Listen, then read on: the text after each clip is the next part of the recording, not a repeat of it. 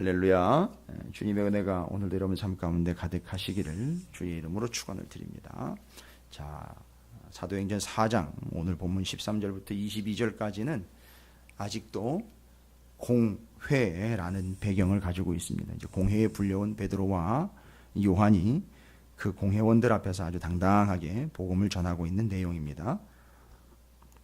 엄밀히 따지면 오늘 부분은 복음을 전하지 말라라고 이야기하고 있는 아주 단호함과 그 공격적인 위협에 이 베드로와 요한이 어떻게 반응을 하는지에 대한 아주 적나라한 모습이라고 볼 수 있습니다. 19절에는 분명히 베드로와 요한이 그들의 그런 위협과 경고 앞에서 전하지 말라는 것이죠.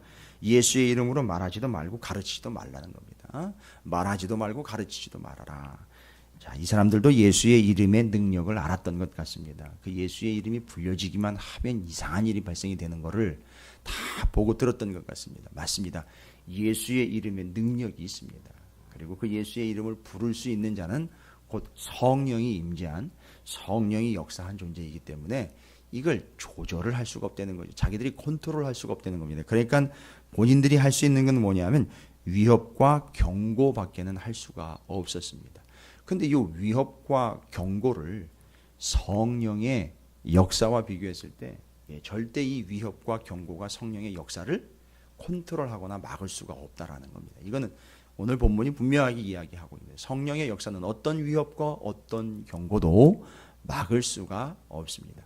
그러면 위협과 경고도 막을 수 없으니까 어떤 시기, 어떤 오해, 어떤 이기심, 어떤 개인적인 이유에서도 이 성령의 역사는 막을 수가 없다는 겁니다. 그럼 오늘 본문에서 가장 중요하고 핵심적으로 확인해야 되는 건 뭐냐 하면 성령의 역사는 이 세상에 어느 누구도 막을 수가 없다는 겁니다. 성령의 역사는 어느 누구도 막을 수가 없어요. 그러니까 여러분, 성령의 역사는 어느 누구도 막을 수가 없다. 이걸 이렇게 뒤집어서 생각을 해보면, 그러니까 어느 누구도 막을 수 없으니까, 맞습니다. 우리는 어느 누구도 막을 수 없는 성령의 역사를 간구하면 되는 거예요. 어느 누구도 막을 수 없으니까, 성령님의 입장에서 보면 막히실 리 없으니, 그분이. 성령께서는 막히실 리 없으니, 우리가 마음껏 구하면 된다는 겁니다. 역사하시는 데 있어서 누구도 막을 수 없습니다. 어느 누구도 컨트롤할 수 없습니다. 성령은 성령, 그분 자신이 알아서 역사하시는 겁니다. 그래서 막을 수 없다. 자, 그러므로 인하여 우리는 성령의 역사를 더욱 간구해야 한다라는 겁니다. 왜일까요? 오늘 본문은 성령의 역사 때문에 어떤 일이 벌어지고 있는지 이제 두 부류의 사람을 통해서 이야기를 합니다. 두 부류의 사람이라 해야 많지도 않습니다. 두 부류는 일단 베드로와 요한, 첫 번째가 바로 베드로와 요한입니다. 말하는 걸 좀 들어보십시오. 19절에 좀 전에도 읽었습니다만 베드로와 요한이 대답하여 이르되 하나님 앞에서 너희의 말을 듣는 것이 하나님의 말씀을 듣는 것보다 옳은가 판단하라. 아주 당당하게 얘기하죠. 여러분, 성령이 충만한 상태를 뭐라고 표현했느냐면 여기 하나님 앞에서라고 표현을 했어요. 이 사람들이 지금 성령이 충만한 상태거든요. 근데 그 성령이 충만한 상태에서 바로 자신들의 현재 위치를 이렇게 표현합니다. 하나님 앞에서라고 표현합니다. 아하, 그러니까 이 성령이 충만했다라는 것은 어떤 현상이나 어떤 기이한 일들만을 이야기하는 게 아니라 존재적으로 봤을 때 그 사람이 성령이 충만했다는 이야기는 하나님 앞에 있다는 얘기입니다. 그리고 뒤에 이야기는 너희의 말을 듣는 것이 하나님의 말씀을 듣는 것보다 옳은가 판단하라. 성령의 역사로는 옳고 그름을 판단할 수 있다는 거예요. 그래서 성령의 역사는 하나님 앞에서 옳고 그름을 판단할 수 있다는 것이죠. 근데 그 옳고 그름이 우리의 옳고 그름이 아닌 하나님이 보시기에 옳고 그름이 무엇인지를 판단할 수 있다라는 겁니다. 그래서 이들은요, 베드로와 요한은 지금 사람들이 위협을 하고 경고를 하고 협박을 하면서 그건 아니야 라고 이야기할 때 베드로와 요한은 역시 그것도 아니야 라고 이야기할 수 있는 판단의 근거가 바로 어디로부터 오냐면 성령의 역사를 통해서 온다는 겁니다. 그래서 성령의 역사는 하나님 앞이라는 장소를 제공해 준다는 얘기죠. 존재론적으로 이야기하는 겁니다. 위치가 어디입니까? 성령에 충만한 사람, 하나님 앞입니다. 그리고 그 앞에서 무엇이 옳고 그른가를 판단할 수가 있다는 얘기입니다. 맞습니다. 이게 성령의 역사의 중요한 부분입니다. 근데 그들은요, 공회원들은 무리들의 위협, 또 이 수많은 사람들이, 이 대중들이 지금 이 기이한 일들이 일어나고 있는 것들을 통해서 그들의 마음들이 이렇게 움직이고 있기 때문에 그것이 두려워서 이제 베드로와 요한에 대해서 더 이상 어떻게 할 수 없게 되겠다라는 그런 한계점을 지금 느끼고 있는 상황 가운데 있습니다. 그래서 그들은, 공회원들은 그저 그 할 수 있는 것은 위협과 경고였습니다. 그 위협과 경고를 성령의 역사가 이겼다는 겁니다. 자, 그 위협과 경고를 성령의 역사가 이겼다는 겁니다. 그래서 지금 그들은 성령의 역사를 통해서 무엇을 하고 있느냐, 무엇을 하다가 이렇게 붙잡혀 왔느냐, 그 성령의 역사를 전하다가, 예수 그리스도의 이름을 전하다가 잡혀온 겁니다. 당연한 겁니다. 그래서 지금 이 상황의 본문에서 말하고 있는 것은 성령의 역사는 존재론적으로는 하나님 앞이요, 무엇이 옳고 그른지를 판단할 수 있게 해줄 뿐만 아니라 성령의 역사는 어떤 위협과 어떤 경고도 넉넉히 이겨낸다라는 것을 이야기하고 있습니다. 그리고 그 성령의 역사는 그 하나님의 역사를 증거하는, 그 이름을 증거하는 힘이 된다라고 말을 하고 있는 겁니다. 그래서 성령의 역사가 위협과 경고를 이기고요, 성령의 역사가 증거와 증인의 삶을 살게 한다라는 것을 말씀해 주고 있습니다. 분명히 성령의 역사는 이 베드로와 요한을 통해서 아주 중요한 사실들을 우리에게 열거해 주고 있습니다. 어떤 위협과 어떤 경고도 성령의 역사를 간섭할 수 없다. 자, 그런데 베드로와 요한 말고 또 한 부류가 등장합니다. 한 부류인데 한 사람이에요. 바로 누구냐 하면 여기 14절에도 나와 있고요. 또 병 나은 사람이 그들과 함께 서 있는 것을 보고 비난할 말이 없는지라. 잘 보시면 아시겠지만 그 병 나은 사람이 지금 베드로와 요한과 같이 공회로 들어와 있는 거예요. 베드로와 요한은 붙잡혀 와 있지만 그 병 나은 사람은 붙잡혀 온 게 아니거든요. 그러니까 베드로와 요한이 붙잡혀 올 때 그 곁에서 베드로와 요한을 같이 따라온 거예요. 딸려온 게 아니라 따라온 겁니다. 스스로요. 그걸 어디서 증명해 주고 있느냐면 22절이 증명해 주고 있습니다. 그 보시면 이 표적으로 병 나은 사람은 40여 세나 되었더라. 여러분, 왜 이게 쓸데없이 이런 얘기가 기록이 됐을까요? 그 앞에서는 설명이 안 나와 있었는데 보니까 그 사람이, 그 병 나은 사람, 솔로몬의 행각에 올라가 베드로가 설교할 때에 그때 그 베드로와 요한을 뒤에서 확 와락 껴안으면서 그 어깨에 매달렸던 그 사람이요, 나이가 적은 사람이 아니었어요. 40세였습니다. 그걸 굳이 여기다가 이렇게 표현을 하고 있습니다. 무슨 얘기입니까? 베드로와 요한은 끌려왔지만 이 병 나은 사람은 끌려온 사람이 아닙니다. 따라온 사람입니다. 40세라고 밝힌 이유는요, 자기 의지로 따라왔다는 얘기예요.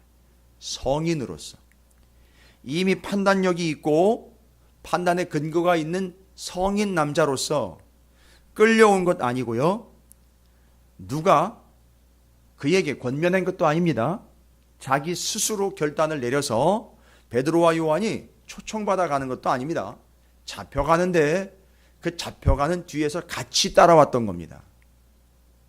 이 모습을 보면서 베드로가 옛날에 자기 모습을 생각을 했었겠죠. 그렇죠. 자기는 주님이 붙잡혀갈 때 그냥 모른 채, 또 심지어는 모른다라고 부인까지 했는데, 와우, 이 함께 붙잡혀온 개념이 아닌 붙잡혀가는 베드로와 요한을 직접 자기가 그냥 능동적으로 따라가고 있는 이 나면서부터 걷지 못했던 성전 미문에 앉아 있다가 이 인생이 완전히 바뀌어버린 이 사람의 행동이 지금 집중 조명되고 있습니다. 이 부분에서요. 잘 보십시오. 이 또한 일어나 걷게 된 이 사람이 그 공회의 위협과 어떤 경고에도 절대 눈 하나 깜짝하고 있지 않다라는 걸 보여주고 있는 증거입니다. 베드로와 요한이 당당하게 외치는 부분입니다. 그런데 이 나면서부터 걷지 못했던 사람이 일어나 이제는 걷게 되고 뛰게 되고 지금 베드로와 요한과 함께하고 있는 이 사람이 직접 무엇을 보여주고 있습니까? 너 그들 따라다니다, 그들 따라다니, 그들 쫓아다니다가 너도 그들 신세 될 거야 라고 누군가 이야기하지 않아도 분명히 분위기가 지금 그런 분위기거든요. 그런데요, 슬금슬금 발을 빼는 게 아니라 적극적으로 그들을 아예 따라 들어가고 있습니다. 그리고 뭐가 돼버렸습니까? 그들 옆에 서가지고 내가 바로 그 증거요 라고 서 있는 거예요. 아, 당당합니다. 성령의 역사입니다. 성령의 역사예요. 참 중요한 구절입니다. 14절과 22절을 이렇게 해서 13절부터 22절 단락을 앞부분에서 역시 그 일어나 걷게 된 사람의 이야기를 증거와 증인으로 세우고 맨 마지막 절인 22절을 그 사람을 다시 언급하면서 바로 이것이 성령의 역사다라는 것을 언급해주고 있습니다. 베드로와 요한을 봐도 그렇고 일어나 걷게 된 사람을 보아도 그렇습니다. 소환된 것이 아님에도 불구하고 사도들과 함께하고 있습니다. 자기가 끌려온 것도 아님에도 불구하고 직접 자기 발로 와서 뭐가 되어버렸습니까? 증거가 되었고 증인이 되었어요. 베드로와 요한이 부탁한 것도 아니에요. 아주 자연스럽게 따라와 버렸는데 뭐가 되어버렸습니까? 옆에 그 사람이 서 있는 걸 보고 공회원들이 아무 소리를 못하게 됐어요. 여기 소개되어 있습니다. 거기 보시면 병 나은 사람이 14절에 그들과 함께 서 있는 것을 보고 비난할 말이 없는지라 아주 입을 확 다물어 버리는 중요한 역할을 했습니다. 그래서 병 나은 사람이 거기 옆에 서 있는 것만 보고도 고회원들이 입을 뻥끗 못했다는 얘기입니다. 보십시오. 무슨 소리입니까? 이 둘을 정리하면 오늘 본문 말씀은요 어렵지 않습니다. 너무너무 간단하고 분명한 겁니다. 성령의 역사가 그 어떠한 위협과 경고도 넉넉하게 이겨냈을 뿐만 아니라 성령의 역사가 증거와 증인의 삶을 살게 한다라는 것을 이야기해 주고 있습니다.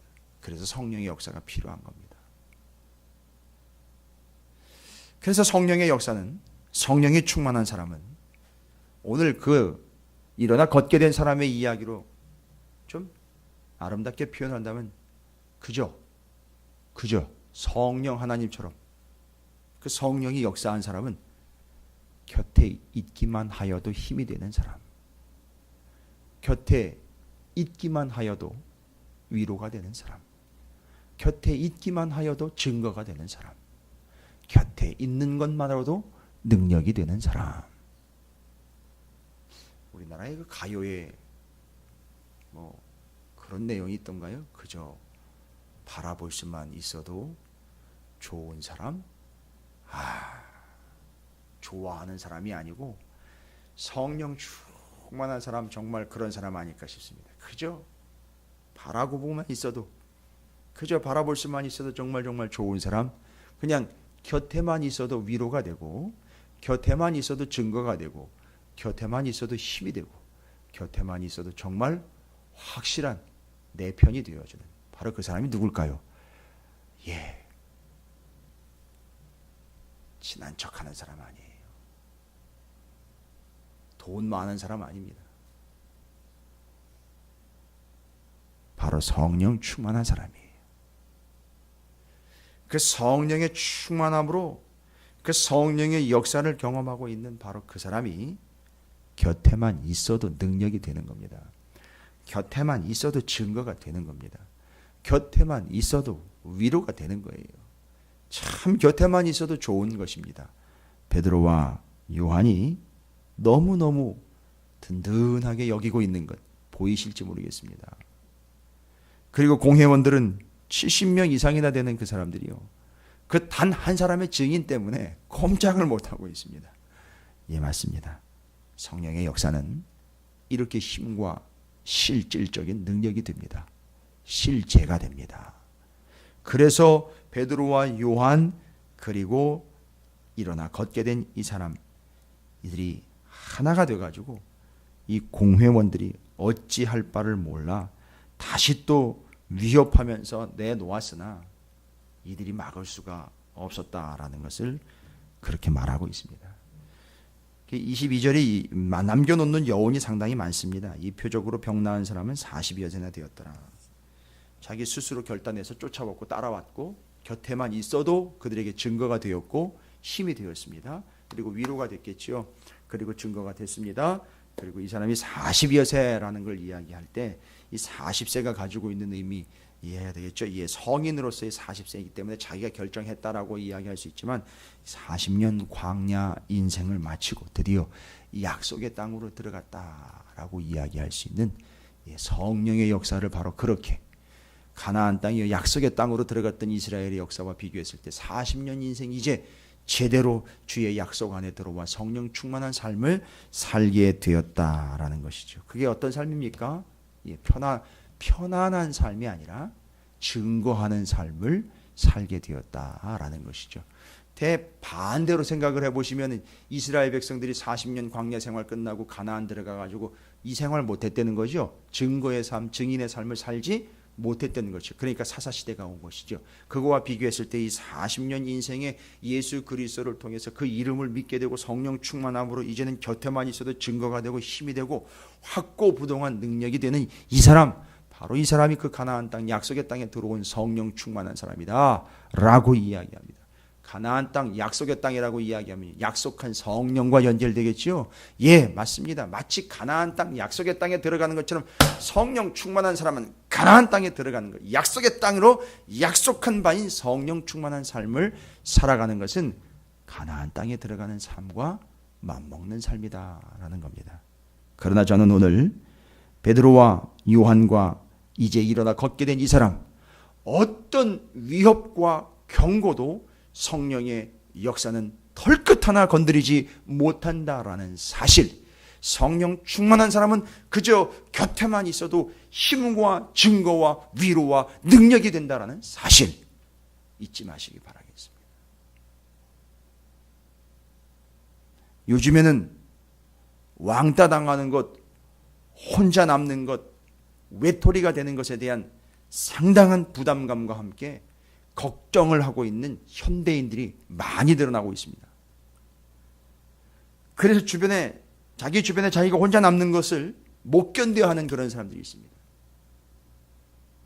아무리 사람들이 내 곁에 오게 한다고, 아무리 많은 돈을 쓰고 아무리 많은 방법을 간구하더라도요, 오늘 이 말씀을 좀 기억하면 좋겠습니다. 누가 그 곁에서 위로를 받으며 떠나가기를 싫어할 것이요, 어떻게 사람들이 누구를 찾고 누구의 곁에 몰려들게 되어 있습니까? 성령 충만한 성령의 역사로 가득한 바로 그 사람만 있으면 위로가 되니 그 사람 곁으로 자연히 몰리게 되겠죠. 우리 모두가 다 일어나 걷게 된 바로 그 성령 충만한 자가 자기 스스로 따라가 증인과 증거가 되었을 때에 곁에만 있어도 증거가 되고, 곁에만 있어도 능력이 되었고, 곁에만 있어도 위로가 되었고, 곁에만 있어도 소망이 되는 바로 그 사람, 성령 충만한 사람, 여러분 모두가 되시기를 주님의 이름으로 축원을 드립니다. 오늘도 우리는 이런 사람 되게 해주십시오 라고 구하는 것 아닌 성령 충만을 구해야 하는 이유가 여기 있습니다. 그래서 베드로와 요한과 일어나 걷게 된 사람, 그들 누구도 막지 못했습니다. 이유는요, 공회원 70명도 그들은 못 막았습니다. 왜일까요? 바로 성령 하나님의 역사 때문에 그랬습니다. 어떤 위협, 경고, 협박, 그것 막을 수 없습니다. 나를 못 막는 게 아니라 내 안에 성령을 막을 수가 없습니다. 그렇다면 마가의 다락방에 성령이 임하시는 것도 좀 곤란했겠죠. 누구도 막지 못했습니다. 동일한 삶을 살아가는 우리의 삶의 성령 충만함으로 일어나 걷게 된 사람처럼, 베드로와 요한처럼 이제는 성령의 역사를 통해서 어떤 위협과 경고도 이겨낼 뿐만 아니라 바로 베드로와 요한과 일어나 걷게 된 사람처럼 증거와 증인의 삶을 사는 우리 모두가 되시기를 주님의 이름으로 축원을 드립니다. 예, 여러분이 곁에 있어 참 제가 위로가 됩니다. 아마도 이것은 성령의 역사가 아닌가 싶습니다. 바로 그처럼 저와 여러분이 서로가 서로에게 그런 존재가 되어 주시기를 주님의 이름으로 부탁을 드립니다. 이 말씀 기억하시면서 예 주님 성령 충만함으로 증거와 증인의 삶을 살겠습니다.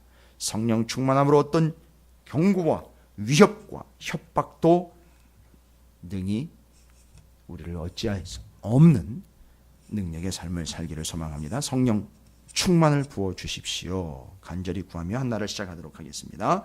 기도하겠습니다.